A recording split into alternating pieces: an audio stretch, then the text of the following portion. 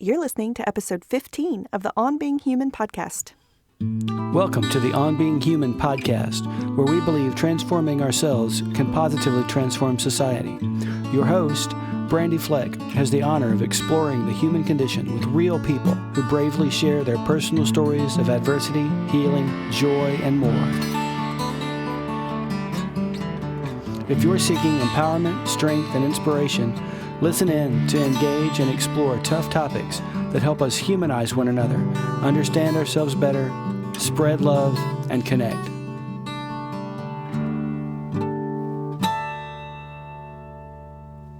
For I intend to be about my Father's business. That's the phrase this week's guest, Josh Stephenson, is known by. Josh is the leader of a homeless outreach ministry called Dirty Hands. He's also a soft-spoken, ordained minister who lives in Smyrna with his wife and daughter. He grew up the son of a preacher and in a blended family. God and faith as a foundation for life are really important to Josh.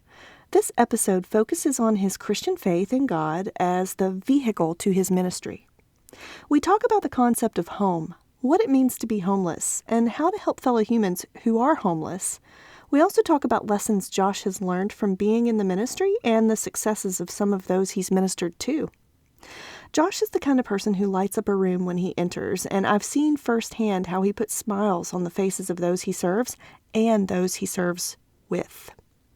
He has an air of no judgment and genuinely cares about others. Plus, he tells you how to get involved in the ministry if you're feeling led to do that kind of work. You'll want to stick around to the end of the episode to hear how to donate if you want to, as the Dirty Hands Ministry is actively taking donations for the women's shelter here in Nashville up until March 16th.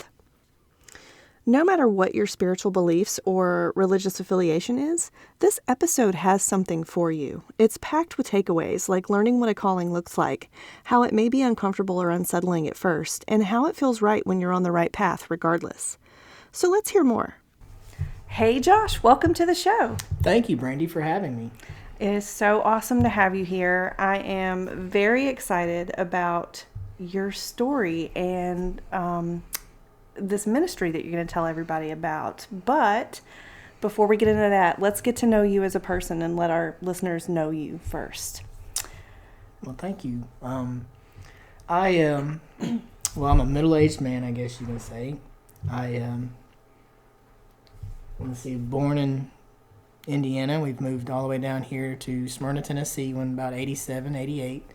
I've got two younger brothers from my mom, with my mom and dad. And we grew up here in Smyrna. Obviously, we graduated here in Smyrna. My parents got divorced when I was in elementary school. My dad remarried about middle school, high school, and I gained 4 more stepbrothers and sisters. Oh, I didn't realize that. I actually had stepsisters. So going from a house of all boys, and then you got these girls in here, and you're like, oh, what am I going to do with these girls? But it was good. It was a good learning experience. I've learned a lot from them, and hopefully they've learned from me. So married, got a daughter that's in middle school now. Mm-hmm. She'll be 12 in April, and it's a very busy life, but when you're not busy, it's the devil's playground. Gotcha. If you're constantly trying to do something, then you won't have time to be getting into things that get you into trouble and all that stuff. Gotcha. Well, that brings me to something I ask every guest on the show is, what does being human mean to you?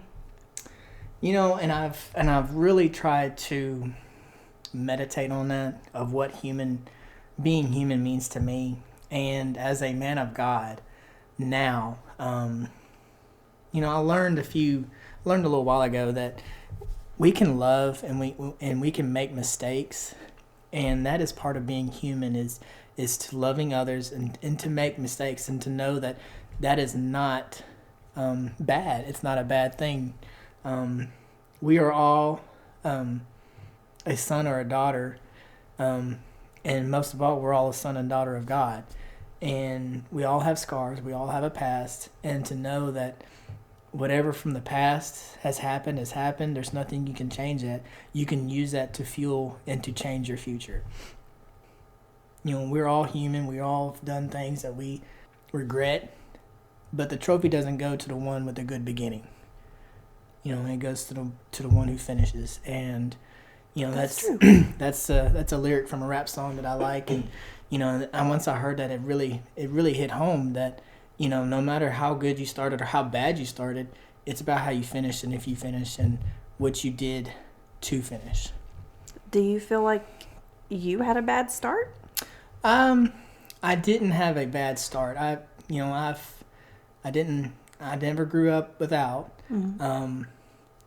Things in my life that I've overcome have molded me to the man that I am today. Gotcha. It's there's a lot of worse people out there. Sure. But there's things that I've gone through people who haven't. Mm-hmm. I listened to your first podcast and heard your story and mm-hmm. what you went through, and I never had a lot of that. Sure. But I've got things that you probably didn't do. Right. So we all have a past, and there's, like I said, we all sin, we all fall short every day. But to know that God is there for us and He loves us, and that in the end, He's going to be there for us, and we have grace to overcome. Okay. So, what makes you you, and what are some things you like, and how do you approach life? Let's see, what makes me me? I'm not a man's man. I don't like hunting. I don't like camping and stuff like that. Mm-hmm. I grew up city life. Okay. I don't even change my oil. I probably know how, but I just choose not to. Hey, that's okay.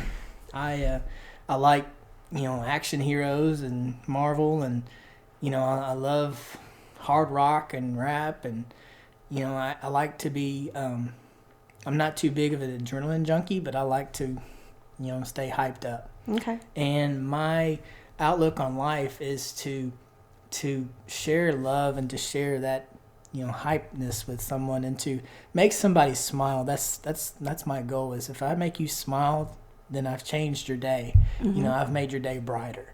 And a lot of times I like being silly and goofy, but then somebody will smile and say, "Look, I made you smile today." Mm-hmm. Now if I make God smile, I can make you smile. So that's what makes me me. I just I try to share love. I try to share joy and happiness, because we're all in it together. We're all in this life, and life sucks, and it's just going to get worse, and it's just going to be, it's hard out there. Mm-hmm. So why try to make it even harder for somebody else? I was going to say, like, bad things happen to good people, but it doesn't necessarily have to suck. Right. Like, it really, I think we can still find joy, and you've hit on that a little bit. And I did a teaser on my Facebook a while back saying that I was going to serve at the Nashville Rescue Mission with a future podcast guest, and you are that guest. That's right, yes. So hopefully you listeners out there, you saw that little clip, but I do want to say that the things that Josh just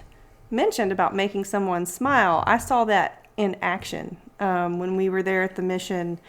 We were at the women's shelter, and I think every single person you talked to, you put a smile on their face. Like, it was pretty fun to see. I mean, it was awesome. It feels awesome, and I don't do it for myself. I don't I get a joy from it, but that's not why I do it. Sure. These people are, they probably haven't smiled in days. Mm-hmm. They probably don't have anything right now making them smile, and to know that you gave them 3 seconds of a glee moment, that right there, God can turn that into, anything. Mm-hmm. And, if you try to do that with, numerous people during the day, you can, an ant isn't a strong insect, but if you get thousands of ants together, they can do something. Sure. So that's like that with any small task or any, positive thing that you do. One small positive thing may not seem a lot, but a lot of them together can overcome. So I think I know the answer to this question, but if you'll humor me, what do you believe the most important thing in life is?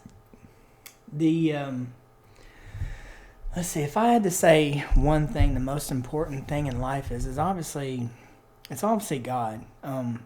In my eyes, I'm a man of God. I have been for 4 or 5 years now. My ministry has started about 4 years now. I didn't grow up in church. My dad, obviously, after my parents got divorced, he started feeling his calling into ministry. So that's when we started going into church more often. But growing up over the days, I feel like having something to put faith into is important, because that's your foundation, that's your rock. And if you just go about with nothing to anchor you down, you're just going to be floating around like waves of an ocean. There's no peace in that. Gotcha. I try to tell people who are struggling that, if you anchor, the difference between waves of a lake where, it's real calm and still, that's peaceful, and you can relax on that. You can't relax in the ocean where you're constantly going back and forth, back and forth. So to me, the importance of life, the most important thing about life is a good, firm foundation in faith. Gotcha.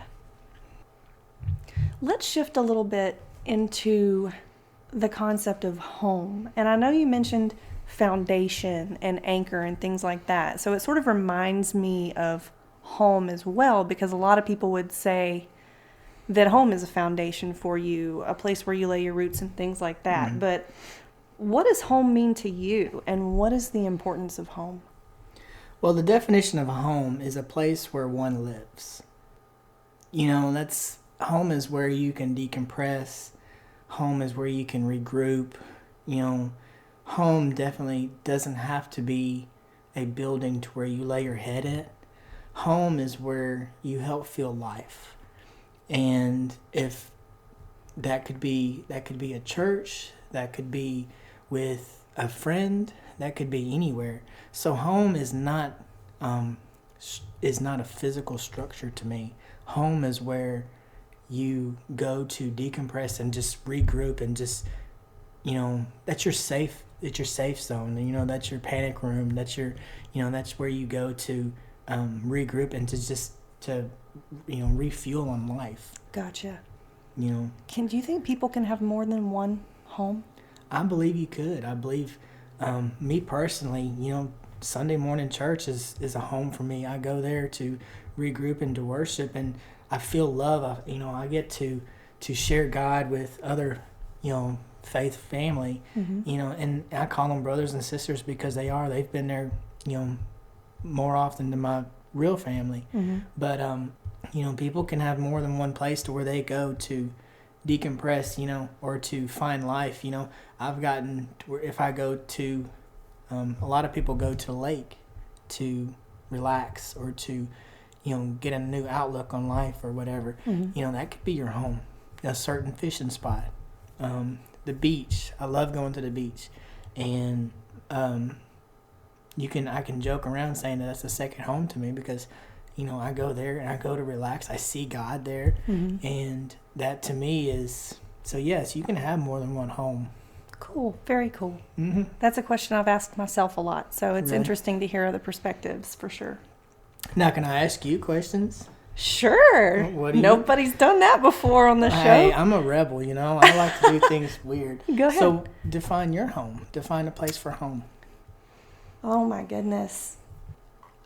I have sort of a similar view as you do, actually. I've had a lot of different places that I've lived, physical structures. I've moved so much, probably like 8 times in the last 10 years, wow. And from different states, just for one reason or another with my family. And I've come to find that home is typically where I feel unconditional love. Mm. So it can be with a friend, it can be in a church or in spirituality, or I've always felt the most home when I was with my grandma. I always felt like she was a great example of unconditional love. And so it's more of a feeling to me. That's what I want to hit on with home is not structure, it's a feeling. It's a place to where you go to feel. Yeah. So you do some work with the homeless through your ministry, the Dirty Hands ministry. And we'll get to that a little later in the show. But since we're talking about home and you do work with homeless and we're defining home as a feeling, what does it mean to be homeless? Homeless doesn't really have to be just physically without a home. Homeless can be someone who's lost, someone who doesn't know their meaning of life, doesn't know their way of life, doesn't know who they are. I grew up, all throughout middle school, high school, even after that, not knowing who I was because I was so focused on trying to please everyone else. I didn't have an identity. I didn't have a me. I didn't, nobody knew the real me. I would flip-flop and back and forth. I like this. I'm going to be this guy. No, wait, that guy's cooler. I'm going to be like him. Even though I'm going to fit in. I'm going to try to be like, I'm going to be like this guy over here. So I never had a good foundation. So I was wandering. I was almost like I was homeless. Yeah. So homeless could be a sense of feeling to where if you're going back and forth, you don't have a good anchor. You don't have a place to where you feel life. Yeah. So yeah, homeless could be a feeling, not just a structurally where you don't have a place to lay your head. Right. So, in your work with the homeless, and when we say homeless in this sense, it's typically people who don't have physical structures. Correct. People who live on the streets, who sleep on sidewalks, who sleep on underneath bridges and on park benches, and it's sad. So, do you think? Well, I don't know if speculating is a great idea, but I want to speculate just a little bit, and maybe it's not speculation. Maybe from talking to some folks. Do you think that folks who don't have physical structures to lay their head in have other homelessness going on as well, or is that too big of a generalization, or what causes it? I don't think that's I think there's a lot of people who I've talked to who are physically homeless are spiritually homeless, are mentally homeless, due to the fact that they lost something and they don't know what happened. They don't know, they don't know the next step. A lot of them are, they're just trying to live the day, and there's no foundation in that. There is a lot of them that I've talked to who are good. They have a good foundation that they know where they're at. They know what they're gonna do, and it's just a state that they're in right now. Unfortunate circumstances have made it to where they're homeless. But there's a lot of times where you can be. I've talked to people who are physically homeless and spiritually and mentally homeless. Gotcha. In that sense. Obviously, you have a servant's heart, and I'm glad you see that, because man, that's rough. It's a rough heart. Yeah. What do you mean by that? A servant's heart really can be draining. Yeah. Because you're constantly giving of yourself, and I never thought of it that way. I've never thought of that gift as me having. Really? But now that you said that, it makes sense to me now. Yeah, you definitely do. At the mission,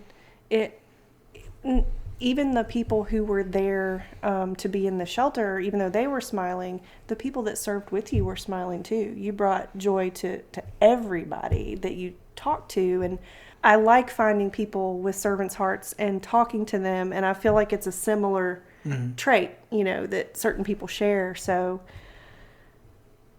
I think you just answered a question of mine. So you answered a prayer. Really? Wow.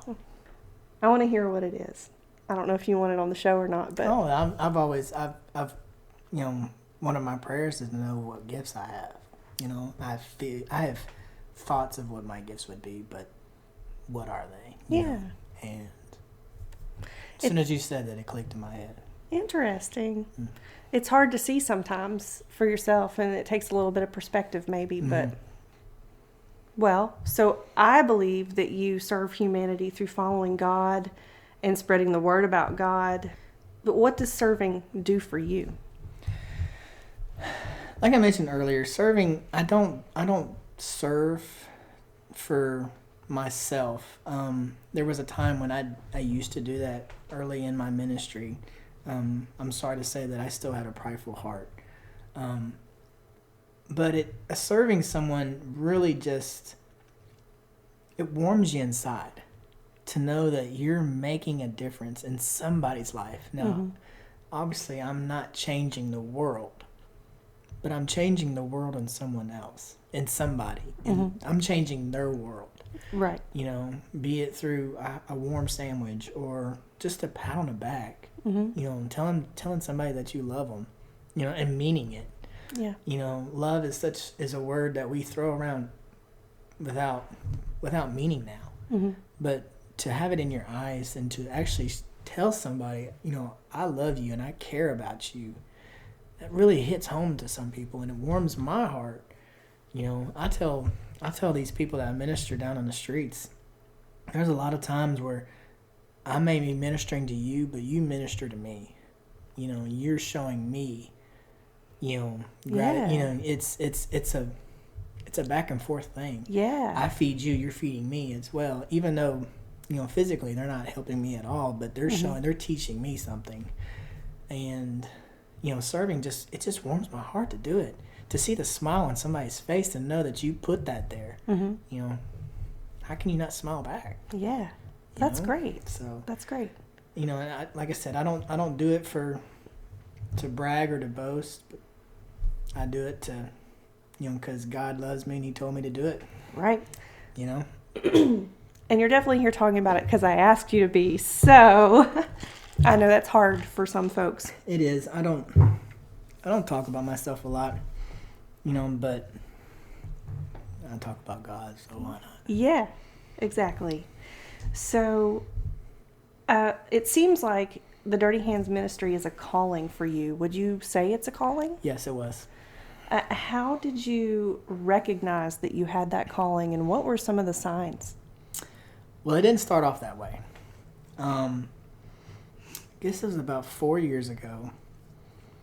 I really started getting back into church, really started, you know, getting back into praying and stuff like that. Like I said, we didn't grow up in church, but when Dad started preaching, obviously we went, you know, and of course I rebelled and fell out after high school. That happens. Yes. But I came back. So we started going back to church, and it was almost like during sermons I would feel like God was calling me to ministry. Okay. And at that time, you know, being a preacher's kid, I thought that meant being a pastor of a church. I don't want to do that. You know, I can preach. I have preached, and I don't mind preaching, but I didn't want to do it every Sunday. I don't want that. So I went from, okay, well then, this is what I'll do. I'll be an evangelist. And that didn't work out. Okay. You know, I'm just not that type. So it finally, talking to my pastor now, and doing, you know, this and that with him, and learning and, you know, doing devotions and talking to other Christians and getting my faith deeper, I had told him that I wanted to be in ministry. So he took me down to the men's mission, and he had me preach down there. And once I saw their face, once I saw them, you know, growing up, you hear the term homeless, and you see it on movies, you see it in the news, you know, but once you see it up close physically, you see them right there in front of you. It changed me to see that, wow, that guy doesn't have a home. That guy eats stuff out of the trash can. That guy lays his head on rocks, you know, once you put that into a physical picture, it changed me. And I was like, wow, this is, I feel like I need to help him. How do I do that? Yeah. It's a few years ago, I guess about 3 years ago, we, really still felt led to serve, to ministry.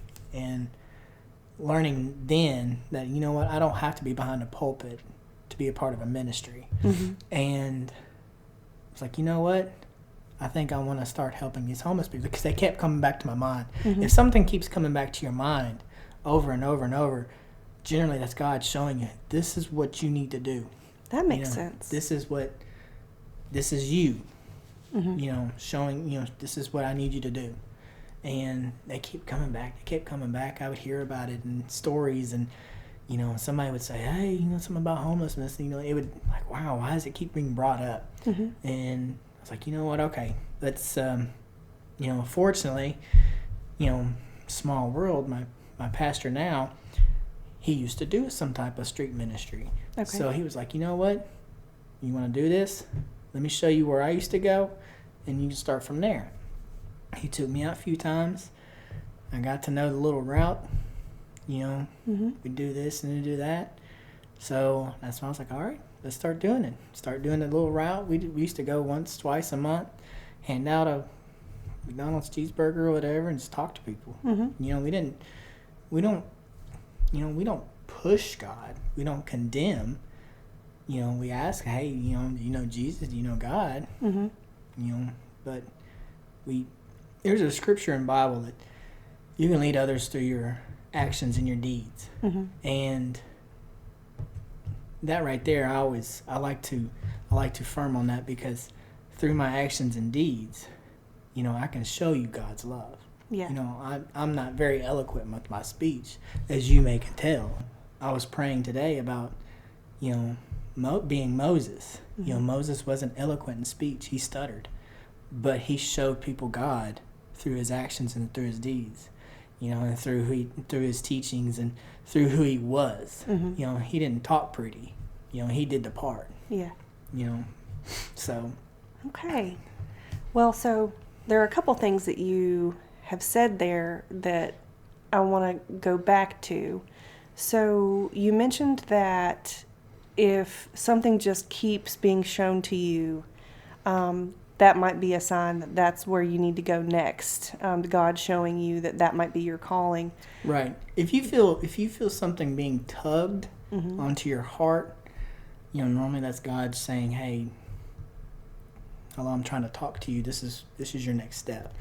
Of course, then that was, my first step was, okay, you need to be in ministry. Mm-hmm. And I'll never forget the morning I was fighting it.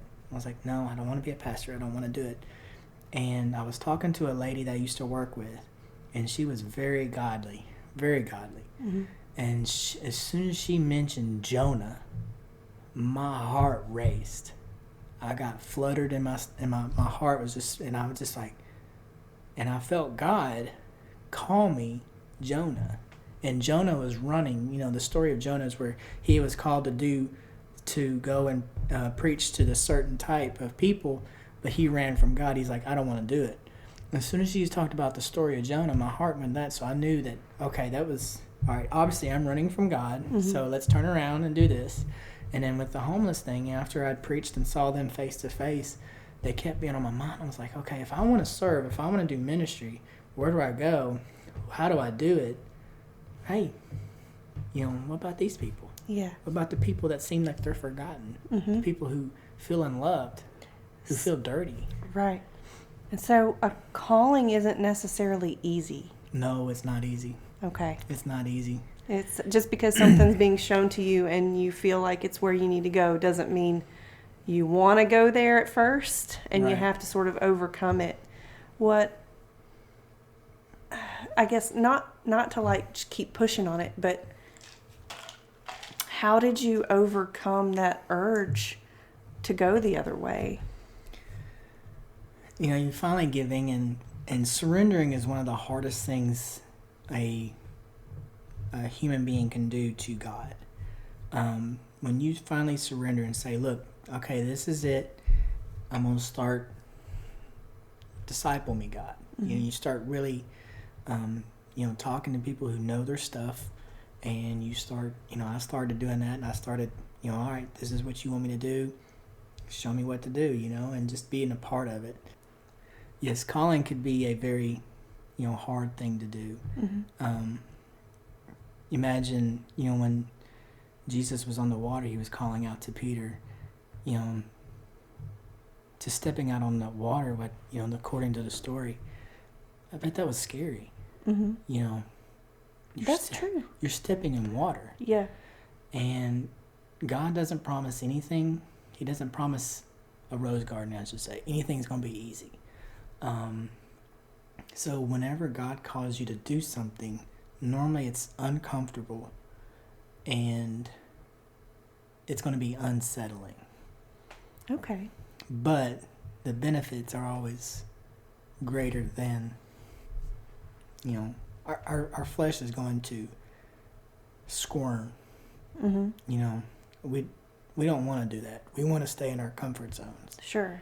So when you finally surrender and go and do what you're supposed to do through God, it's going to be tough at first, but you'll get used to it. Okay. And then it eventually starts, I imagine if you're on the right path, even though it was hard at first to take the turn to get there, it feels right once you get there. It feels right. My first night, of course, I didn't say 2 words. I'm down here just handing out a cheeseburger saying hi, These people are strangers. These people don't know me from Jack to Jill, and you want me to love on these people? That was scary. But now, after doing it, I look forward to it.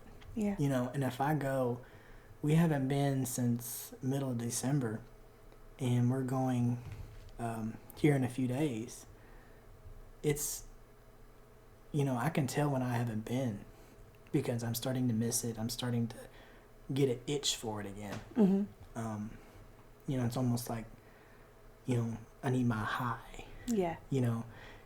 And it's amazing at the end of the night knowing that 15, 20 people you've got to love on, giving them a cheeseburger, a bag of supplies, or a lot of times it's just a hug and a prayer and telling them that they are loved and not forgotten, and that good things are on their way. Yeah. Sometimes that makes their night. Yeah, So, I can imagine. Now it's better. It's easier. I enjoy it. Okay. When you're on your path, when you're in your bang zone, there's no feeling greater. Yeah. So, are there people that were on your route to begin with that have actually gone on to improve their lives and that you don't see anymore because you know that they got what they needed and support and things like that? I've been waiting for you to ask me this question. Yeah? Oh, yeah. Okay, I want to hear. We used to go to the library park. There's a park across the library there in Nashville. Now, I don't know street names. Okay. I think it's church, but I know where I'm at. And there's been a lot of people have gotten a place, have gotten jobs, who have overcome abuse, who have overcome alcoholism and stuff. There's one guy in particular. Now I don't want to say his name. Sure. He when I first started, he didn't want nothing to do with me. Okay. Nothing to do with me. I'd come around, he would not. He didn't want prayer. He didn't want any of the stuff we handed out. He didn't want touch. He didn't want me to touch him. Nothing. Hardly even a hello. He didn't even want to know my name. He didn't want to give me his name. And I've been seeing him for probably about 3 years now. Okay. And the very last time I saw him was back in December. This guy now, he hugs on me, we'll sit there and talk for, it could be 30 minutes, and I'm sitting there like, we've got to go. We've got our hamburger, stuff's getting cold. We got other people to do. He'll pray. He's prayed. He's starting to go to church. He's starting a better outlook on life. Yeah. Is it me? No, it's God working through me to him. Mm-hmm. And to see, are we all perfect? No. We all fall short every day. But grace picks us up. Sure. And to see this guy who is twice my age cry. Mm-hmm. He will walk up to me and start crying and just asking me and just pleading with me and talking with me about life itself and wondering why this and why that. And that guy right there, he makes my night. Mm-hmm. He's one of my favorites. I don't have favorites, but he's one of my favorites. Gotcha. And to know that, to see, I'll never forget this one night. He was across the street, stumbling drunk. Okay. And he sees us across the way, and he walks to the street, stopping cars, slurring, walking back and forth. We talked to this guy for 30, 45 minutes. Mm-hmm. And by the end of that, he had sobered up. Started talking right. Mm-hmm. Obviously when he was drunk, he was not talking right. Right. He was cursing and talking about women in a bad way. And at the end of the night, he was right. Straight talking, Mm-hmm. praying, and to see the Holy Spirit sober that man up. Mm-hmm. Enough to where he was walking straight when we left. Man, that was just God right there. Yeah. So he's one of my favorites. I've seen him get better, and obviously he's still in the streets, but spiritually, he's in a better place. Sure, yeah. I've seen people move on, and somebody who's gone through the women's shelter program and to move on to housing and to better herself. Mm-hmm. I've seen many stories, and it's sad because I don't see them again, but then I'm thrilled to know that they're not sleeping in the park. Sure. Or they're not sleeping underneath a bridge or, by a dumpster. Right. Against a church or something. Yeah. So it's sad, but it's thrilling. Yeah, that's great. That's really uplifting to know that it's making a difference. Mm-hmm. It is. And putting that smile on someone's face and telling them that God loves them and that they are not forgotten, that they are not a burden, can really alter someone's life. Yeah. Change their perspective. For sure. What are some of the lessons you've personally learned by going out and being compassionate and assisting? Like you said, it's a give-take. You feed them and they're feeding you. What are some of those lessons?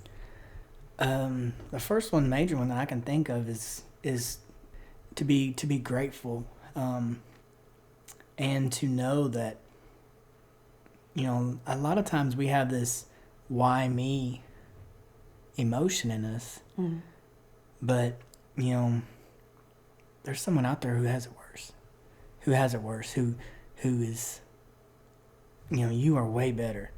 Your stomach's full, you have a heated house, a comfy bed. So to be grateful, that's something that has really taught me, selfishly. That's the major thing. And to know that, to see people who are that low, still praising God, still spreading joy themselves, giving me smiles, telling me jokes, or telling me that, they're going to pray for me or they love me. That is something that just never ceases to amaze me, that someone who is worse off than me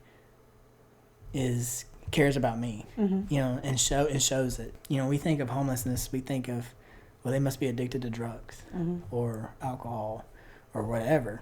I've heard stories a lot of times. One story in particular that I remember was a guy, he lost his wife. And in his mourning, bills kept coming in. Mm-hmm. He lost his job because he couldn't go to work. Obviously, they didn't have they didn't pay him or whatever. He lost his job. So one step after another, you lose your house. He says, I never drank, don't do drugs. It's just, I lost my wife. Yeah. Some of them just, they take the wrong turn. Mm-hmm. Some people come here looking for a job, no job. Or they get a job and it's promised, they work a few days, and then it goes away, and they're stuck here. Yeah. They took all their money to move here, and they get stuck here. So it's not always your stereotypes, I guess I should say. Yeah. Homelessness is not, and your stereotypes, not just the addicts. Right. It's the fact that any turn, one left turn in your life could have put you there. Right. Most of Americans are a paycheck away of being homeless themselves. Mm-hmm. And to realize on that fact that, I look back in my life, and if there was one turn that I didn't take, I could be in that spot. Yeah. So it's definitely gratitude, and definitely just knowing that, life is everybody. Mm-hmm. We're all human. We all make mistakes. Their mistakes, I've obviously put them there, but definitely learning from your mistakes as well. Mm-hmm. That's one thing that's, if you don't learn from your mistakes, then, you're just a fool. Yeah. Wow.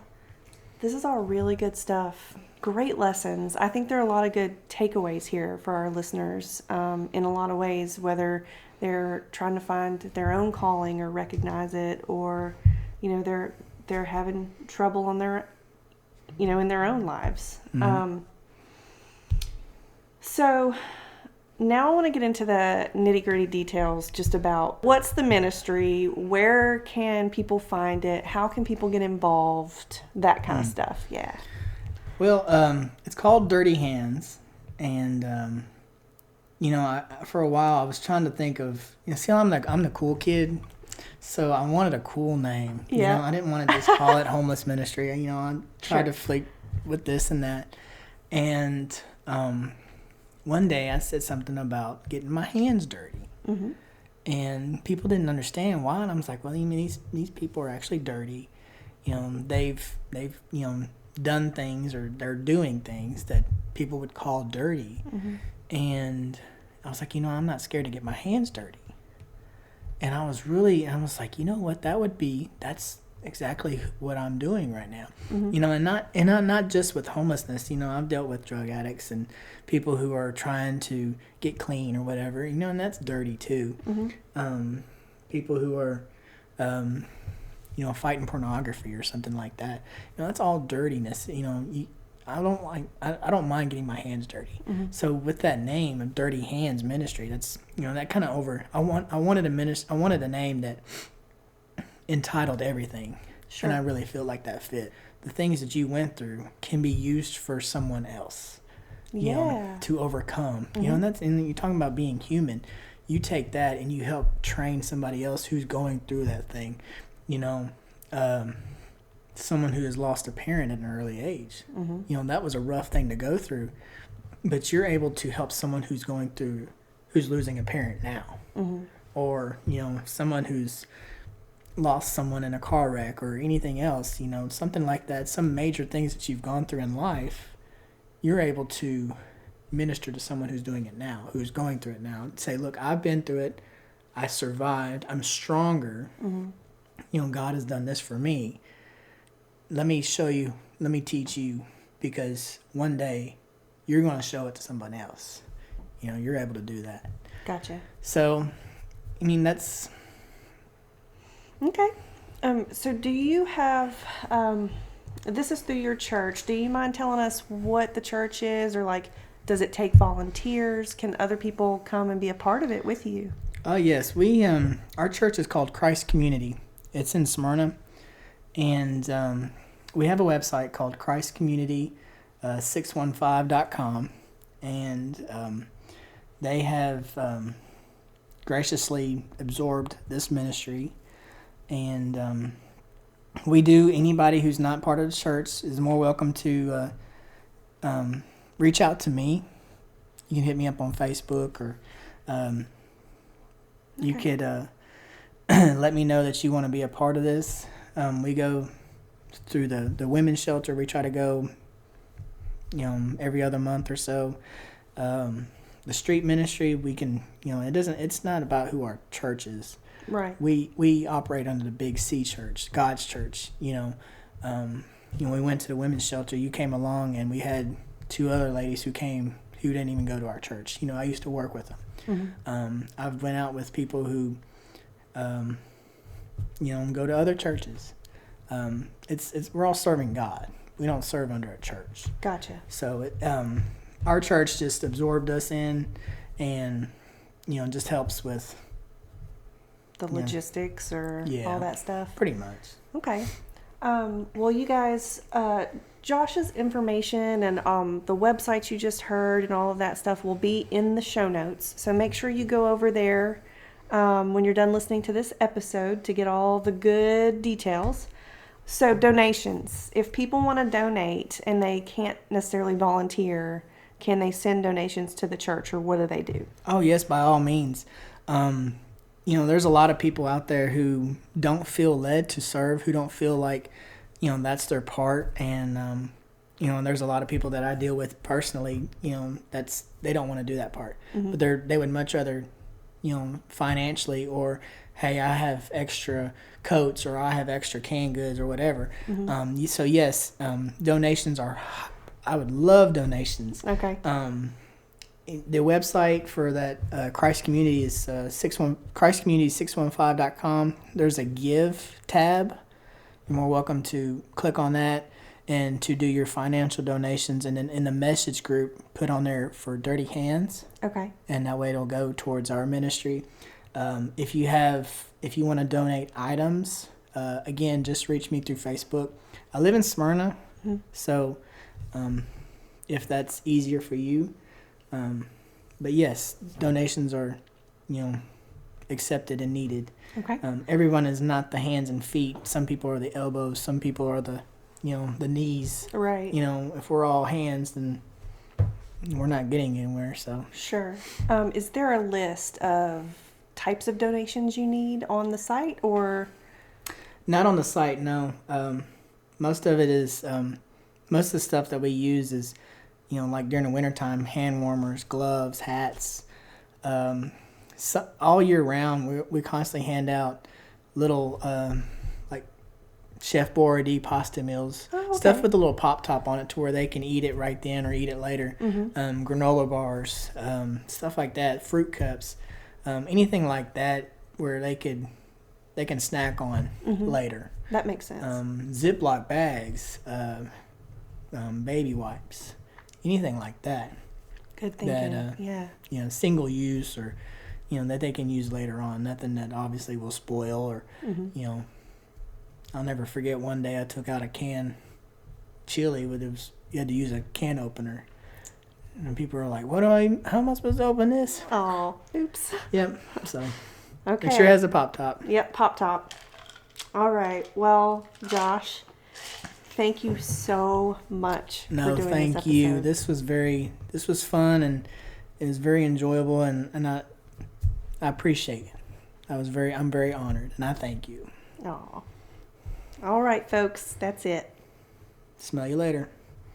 You guys, Josh is so fun, isn't he? And really passionate about what he does.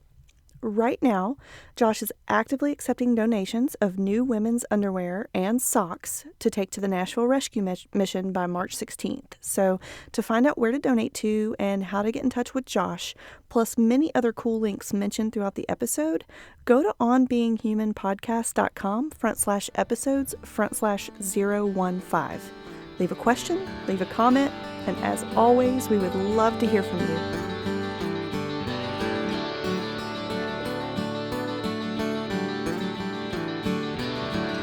So there you have it.